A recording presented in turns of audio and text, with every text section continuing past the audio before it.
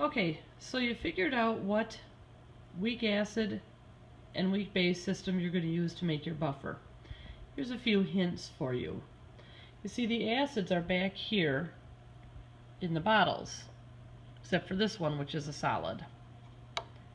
I don't think any of you got this one, so that should work out in your favor. Okay, so let's say you got the phosphate buffer. Here's the bottle. We know your acid is in a 0.1 molar solution, right there, 0.1 molar. Here's the solid for your base component, and I put the formula, the molar masses on canvas, because for example, this one here is a hydrate. It is sodium phosphate heptahydrate, meaning there's 7 waters incorporated into the crystal structure for every sodium phosphate. And that's going to affect the molar mass. So the molar mass for this one is 268.07 grams per mole.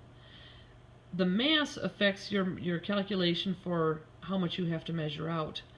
But you don't have to do anything with these waters because you're only interested in this case, the hydrogen phosphate ion.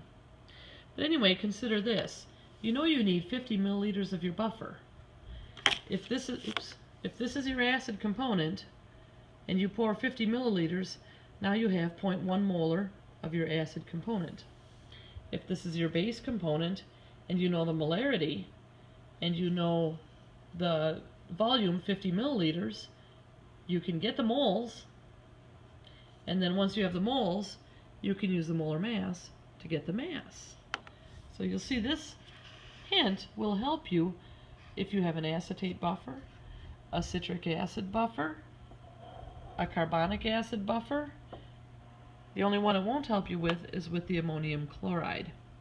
So if you have the ammonium buffer, you're going to use the ammonium chloride solid, but you're given, instead of the solid, you're given the liquid. The base is a liquid, a solution.